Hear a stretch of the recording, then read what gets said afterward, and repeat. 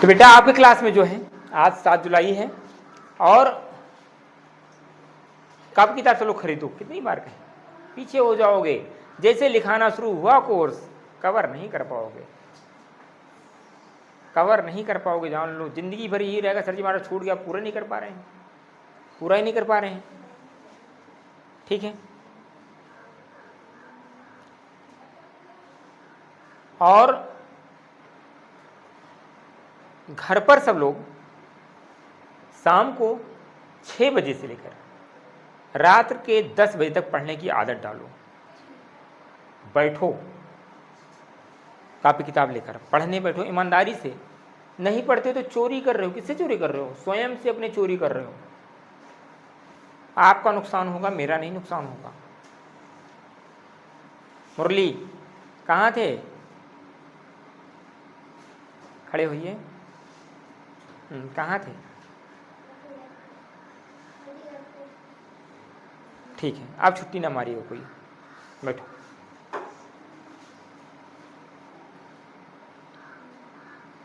जो मुझे पढ़ाने का दायित्व मिला है आपके क्लास में वह साइंस का मिला है।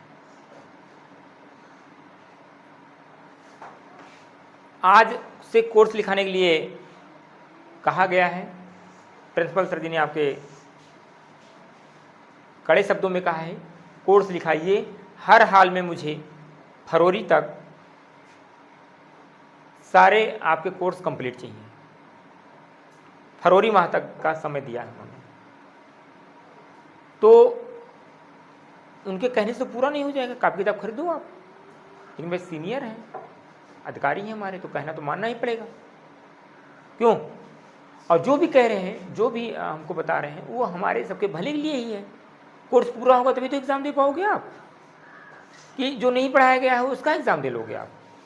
मूलभूत संक्रियाएं, basic operation of living beings.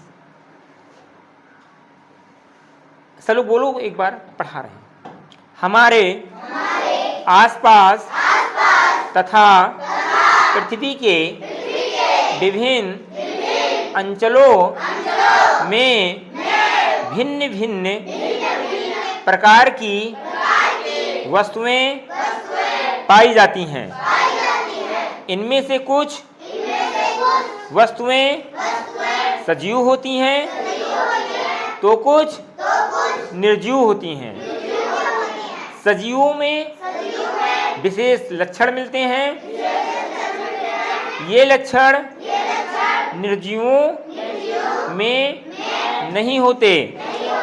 जैसे निश्चित आकार और माप, कोशिकीय संरचना और जीव द्रव्य की उपस्थिति, स्वतः गति, उत्तेजनशीलता, अनुकूलन की क्षमता, उपापचय। उपापचय मतलब होता है रासायनिक क्रियाओं का होना। क्या होता है? पोषण, श्वसन, उत्सर्जन, वृद्धि, शारीरिक नियंत्रण की क्षमता, प्रजनन, सचेतनता तथा मृत्यु। ये संक्रियाएं मूलभूत संक्रियाएं कहलाती हैं। जीव जंतुओं तथा पौधों के आकार प्रकार में भिन्नता होते हुए भी इनके अनेक लक्षण समान होते हैं। प्रायः एक जात के जंतु तथा पौधों का आकार समान होता है। जैसे जिराफ बड़ा जंतु है तथा चूहा छोटा जंतु है, इसी प्रकार नीम का पेड़ बड़ा होता है तथा गुलाब का पौधा छोटा। जीवन की संक्रियाएं भिन्न भिन्न प्रकार के पौधों व जंतुओं में भिन्न भिन्न प्रकार की होती है। कुछ जंतु तैरते हैं, कुछ छलांग लगाते हैं तथा कुछ चलते हैं। पौधों के कुछ भाग भी गत करते हैं। जीवन की विभिन्न संक्रियाएं निम्नलिखित हैं। विभिन्न संक्रियाएं निम्नलिखित हैं। जिसे पहला है गति।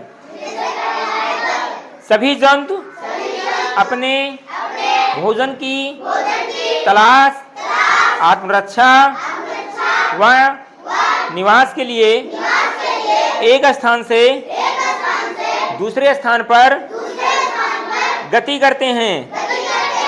यह गति स्थानांतरण कहलाती है। जैसे कहा, अब आपने कहा गति करते हैं, कैसे गति करते हैं? इधर गर्मी का सीजन चल रहा है कि नहीं सीजन चल रहा है? इसमें सबसे ज्यादा जानवर परेशान कौन करता है? कौन नहीं सोने देता है? जो कानों में आपके गाना सुनाता रहता है? मच्छर। अब मच्छर कहीं बैठा है, मक्खी कहीं बैठी है, मक्खी को कहीं मत पकड़ना, जो कहीं मक्खी पकड़ रहे हैं। अगर उसको पकड़ने की कोशिश करें क्या करेगा? यहाँ से उड़ के वहाँ भाग जाएगा, वहाँ से उड़ के वहाँ भाग जाएगा। मच्छरदानी में यहाँ से पकड़ो, पट्टे से मारो, भाग जाता है वहाँ से। पता नहीं होता है। तो इस तरह से हमें लगता है कि ये भी गति करता है, स्थान परिवर्तन करता है। आगे पढ़ो। कुछ जलीय पौधे जैसे क्ले, माइडो, मोनास, वालवाक्स आदि भी गति करते हैं। अंधेरे में रखा गमला पौधा भी प्रकाश की ओर गति करता है। वृद्धि होती है, सदियों में वृद्धि होती है। पौधा जीवन भर बढ़ता है। उस पर नई पत्तियां, शाखाएं, लाओ, शाखाएं, कलियां, फूल व फल लगते हैं। पौधों की छटाई करने पर नई शाखाएं निकल आती हैं और पौधा घना हो जाता है। यह पुनर्जनन कहलाता है। जंतुओं के अंगों में वृद्धि होती है। यह वृद्धि एक निश्चित समय तक होती है। उत्तीबन, उद्दीपन और उत्तेजना पौधों व जंतुओं में उद्दीपन के फलस्वरूप उत्तेजना उत्पन्न होती है। कुछ पौधों में फूल रात में खिलते हैं तथा कुछ पौधों में फूल सूर्य के प्रकाश में खिलते हैं। इन फूलों का रात या सूर्य के प्रकाश में खिलना ही इनकी उत्तेजना है। सूरजमुखी का फूल सूर्य की दिशा में घूम जाता है। छुई मुई के पौधे को छूने पर इसकी पत्तियां सिकुड़ जाती हैं। जंतु भी धन, प्रकाश, स्वाद या गंध के माध्यम से उत्तेजना प्रकट करते हैं। तेज आवाज से जंतु भाग जाते हैं। चींटियां तथा मधुमक्खियां मीठे पर आकर्षित होती हैं। जबकि कानखजूरा क्या है? गोजर की तरह होता है। क्या होता है? हाँ, कानखजूरा कैसे उसे कहते हैं? कानखजूरा चीनी डालने पर दूर भागता है। केचुए को स्पर्श करने पर वह अपने शरीर को सिकोड़ लेता है। भोजन, पौधे तथा जंतु दोनों को भोजन की आवश्यकता होती है। पौधे प्रायः अपना भोजन स्वयं बनाते हैं, इसलिए पौधों को स्वपोषित कहा जाता है। लेकिन जंतु अपना भोजन स्वयं नहीं बनाते हैं। पेड़ पौधों की हरी पत्तियों में पर्णहरित पाया जाता है। इसी के कारण पत्तियों का रंग हरा होता है। जंतु अपने भोजन के लिए प्रत्यक्ष व परोक्ष रूप से पौधों पर निर्भर करते हैं, अतः जंतु पर पोषित कहलाते हैं। इतना पढ़कर आना। आपका होमवर्क है कि आप लोग 10 सजीव तथा 10 निर्जीव के नाम लिखकर लाना हिंदी और इंग्लिश में, ठीक है?